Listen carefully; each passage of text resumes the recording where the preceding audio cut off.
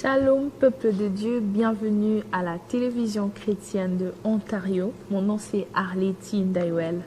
Alors aujourd'hui, je viens pour partager avec nous mon témoignage, le témoignage de ma conversion. On se pose souvent la question de savoir c'est quoi donner sa vie à Jésus. Alors moi, je vais partager mon histoire de comment j'ai donné ma vie à Jésus. Mais j'aimerais quand même donner la définition de ce que moi je comprends et de donner sa vie à Jésus. Pour moi, c'était l'abandon. Pour moi, c'était l'abandon parce que je m'attachais beaucoup aux choses du monde qui m'éloignaient vraiment beaucoup de Dieu. Alors, il arrivait un temps, il fallait que je choisisse quel était le chemin que je devais emprunter. Alors, ma petite histoire, mon histoire, ma conversion a commencé en fin de mes études universitaires. C'était en 2012. Je me rappelle, moi j'étais vraiment amoureuse de la bonne musique. J'aimais la musique qui parlait au cœur, j'aimais la musique qui allait directement toucher les cœurs avec les belles mélodies. En tout cas, je passais ma vie à écouter ce genre de choses. Et je pense que Dieu aussi s'est servi de ce que j'aimais pour me ramener à lui. Alors, mon histoire a commencé au travers d'un album. Un pasteur de mon église, je me rappelle à l'époque au Congo, le pasteur Atom, c'est un couple d'ailleurs, Atom Mbouma et sa femme, le pasteur Nadège Mbouma. Je me rappelle en 2012, lorsque cet album a été publié à l'église, on vendait des CD. Alors j'ai dit, je vais l'acheter, je vais l'écouter. Mais même en achetant, je disais, bon, je ne sais pas si je vais l'écouter. Mais en étant, vous savez, je m'identifiais en tant que chrétienne. Mais c'est-à-dire que je n'avais pas encore donné ma vie totalement à Dieu. Parce que souvent, les gens se posent la question de savoir, oui, on est tous chrétiens parce qu'on croit en Jésus. Mais la chrétienté va vraiment du fait de l'abandon. C'est-à-dire qu'on ne s'appartient plus. On choisit de faire confiance à Dieu et de lui donner entièrement notre vie. Alors ça, c'était mon histoire. Mon histoire a commencé au travers d'une chanson. J'aimais écouter les chansons de cet album le matin, quand je me réveillais, avant de me rendre au cours. Pour moi, c'était comme je me disais, bon, je vais commencer ma journée avec ça et puis je vais mettre ma musique après. C'est juste pour avoir bonne conscience. Ceux qui sont passés par là, ils voient un peu de quoi je parle. On voulait avoir la bonne conscience, alors on se disait, on va commencer par ici et puis atterrir par ce que nous aimons vraiment.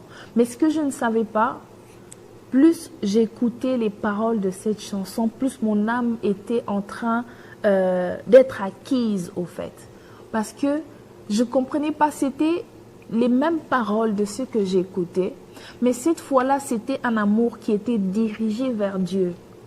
Et j'étais en train de me poser des questions, mais pourquoi ils chantent pour Dieu comme ça?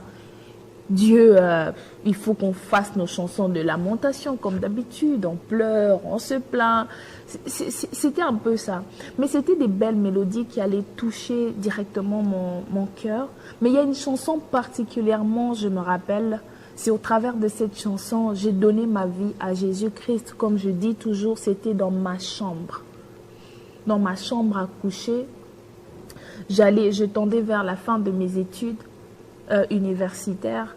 Je me rappelle, j'étais en train de prier. Je traversais quand même des moments assez difficiles, je dirais, au niveau de la famille, des problèmes personnels.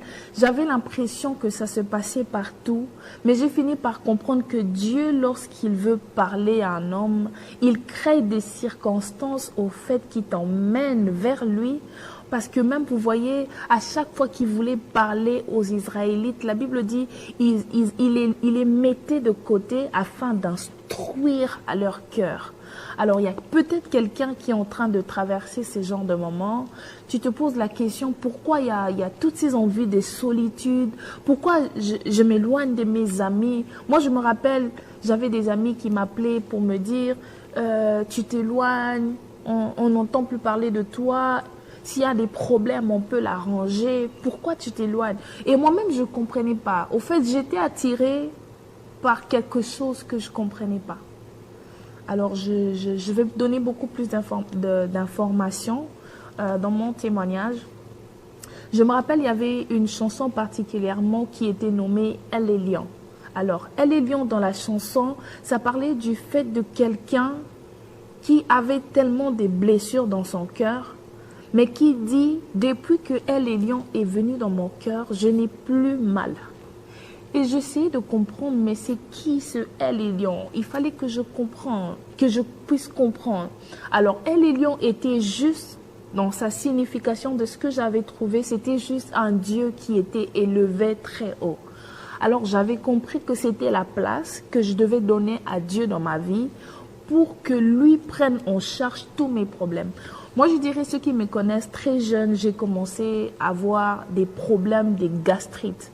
Parce que j'avais l'impression que j'étais trop jeune pour pouvoir subir certaines choses. Et ça venait de partout, ça venait de la famille. Et je gardais tout pour moi et ça commençait à créer cette maladie qui, par la grâce de Dieu, je me rappelle quand j'ai donné ma vie au Seigneur, ça faisait partie des premières choses que Dieu m'a guéri, c'était de la gastrite. Parce que quand ça a commencé, c'était terrible, c'était terrible. Alors, gloire à Dieu, j'ai été guérie de cela. Mais de mon témoignage, il y avait les paroles de cette chanson, Elle est lion. Chaque matin, ça résonnait dans mon esprit. Et je me rappelle, un matin, je partais à l'université et j'avais l'impression de converser avec quelqu'un chaque matin dans ma chambre. Je ne comprenais pas, je parlais et j'avais des réponses. Je parlais et j'avais des réponses.